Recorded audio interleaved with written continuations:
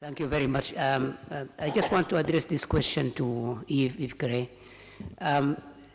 Inquiry-based science education, or in France you call it la malapat, has been going on for a number of years. I don't know how long, maybe 15 years or so.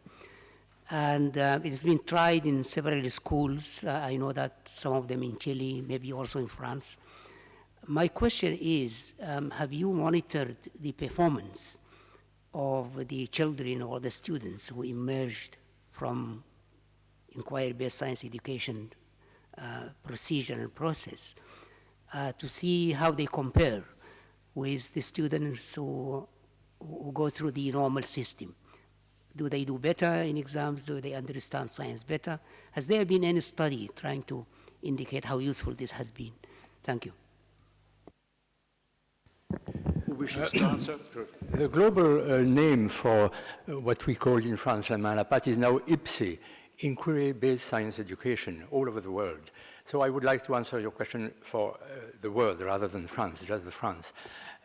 Inquiry means that, as I mentioned, doing science with your hands and with your brain is working like a detective, you know, trying to understand a small problem with a kind of inquiry. Anyhow, this has been, in fact, assessed recently by PISA. Everybody knows PISA. And in a recent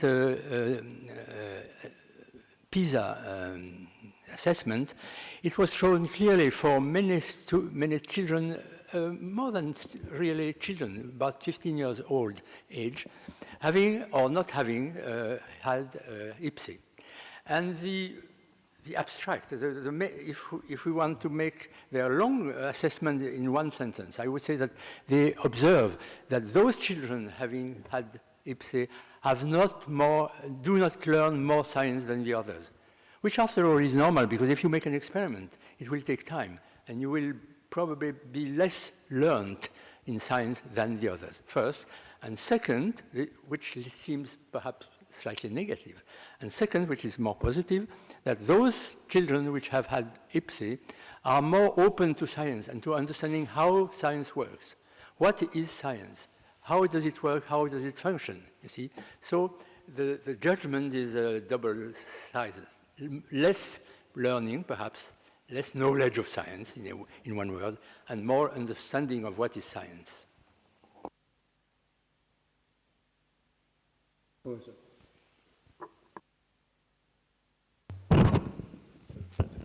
This is my question directed to Batro, but I think the internet and these developments have greatly elevated the value and dignity of the individual, like you said about the retired people in Uruguay.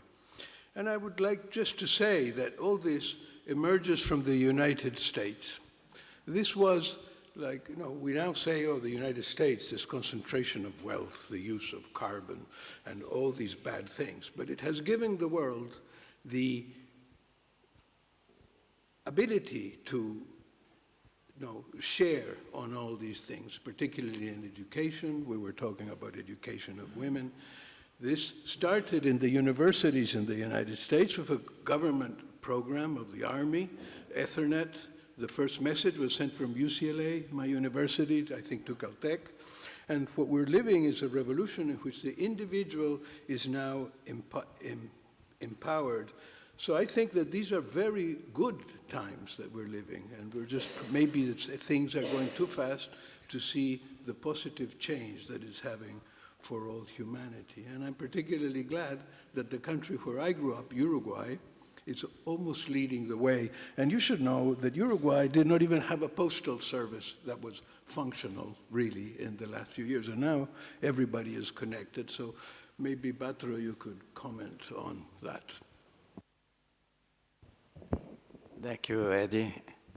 I must say that I'm so pleased that you comment that about Uruguay, where my father was born, and your father did a lot of work. And your father was a great teacher and a great scientist too. In fact, what I wanted to say in my presentation, it was to introduce the concept that we must be very careful, and because we have the responsibility of a new environment. And this new environment is invented by us, and we must take care of it. And then we should start very early, but continue during our whole life. Rita Levi-Montalcini said that the brain is not going to retirement. And therefore, the example of Uruguay, which is a small country, 3.5 million perhaps, but where everyone by law is connected, free, by internet, with different kind of equipments, since primary school, secondary school, and technology, and now the elders, makes an enormous, I would say, laboratory in order to produce a profound change in the way we connect each other in families and with things. But I also wanted to say, also to Professor Zikiki, that perhaps we should add in the planetary emergencies that you have listed, this one more about the mass migration. And what we are seeing now with Marcelo Suarez Orozco in California, that one of the most urgent requirements by people changing places is that to remain connected. And for them to be connected is really a human right. This is what perhaps I can add to your comments, Eddie. Thank you. Thank you very much. I have a small comment about science education, especially in the developing world. In my experience, I think we are seeing an emergence of two kinds of classes, if I am to use that. A lot of kids are being left behind in science education, because science education requires both the human and the physical resources. And of course, the internet is trying to bridge the gap. But like, for example, in Uganda, where I come from, the public schools don't have the facilities the private schools have. So children who are not privileged, that their parents cannot afford to take them to private schools, the type of science and the experiments they do are not the level they should be. So there are a lot of people, and I saw that also in India, in India, in Bangladesh, in many other parts of the developing world. So my thinking is we kind of also create people who are kind of educated but semi-educated because they never had an opportunity to do the things the right way. Thank you.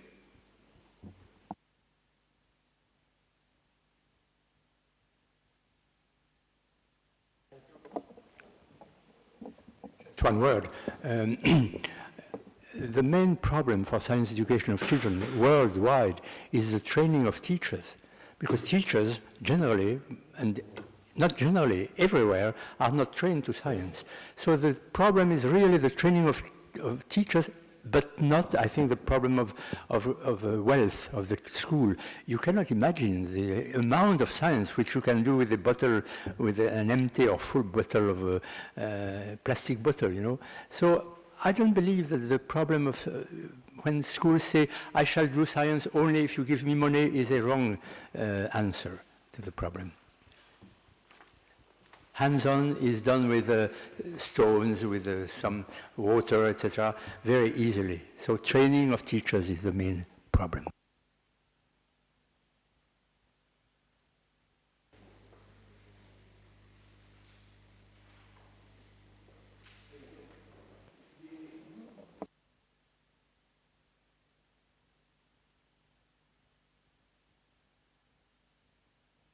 Thank you. The The 72 planetary emergencies which I quoted have one important component in the science of climatology. This so-called science has a problem.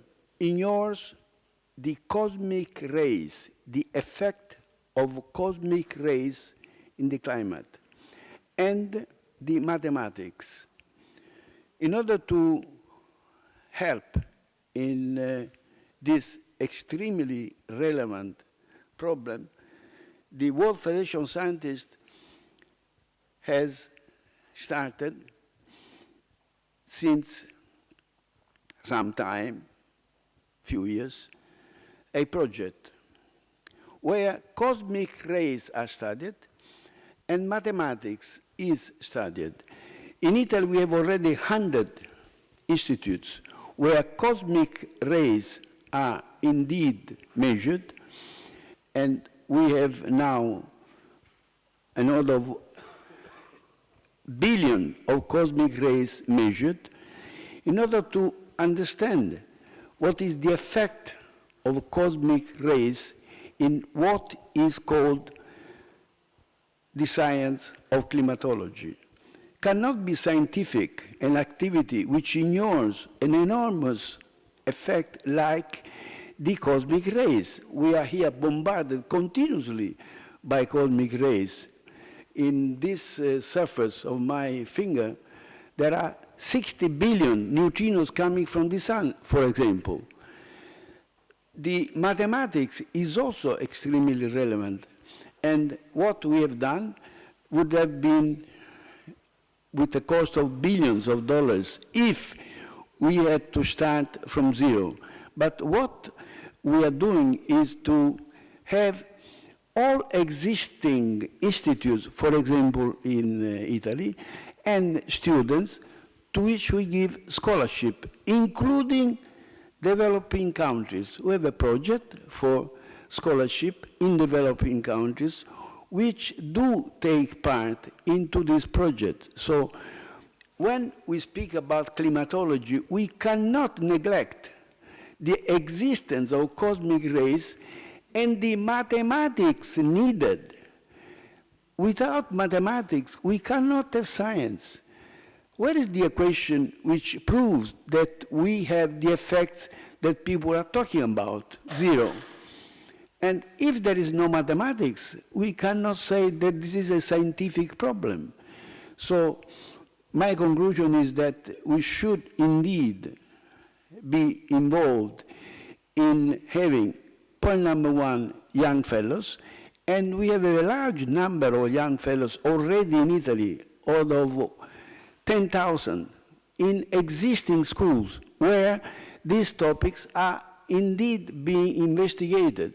And this, I repeat, is not only a question of Italy, it's a question of developing countries. We have a large number of institutes where these problems are being, at present, indeed studied. I repeat, without study of cosmic rays and without taking into account the extremely complicated mathematics needed, we cannot say that science of climatology exists.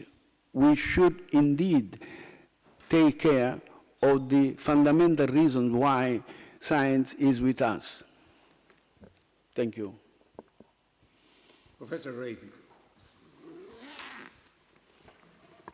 In view of the subjects being discussed, I simply wanted to point out that the U.S. National Academy of Sciences, Engineering and Medicine yesterday brought out a very, very strong report on science and engineering investigation and design for grades 6 to 12, which summarizes and strengthens many of the arguments made for that subject, and those who are interested in it should probably look that up.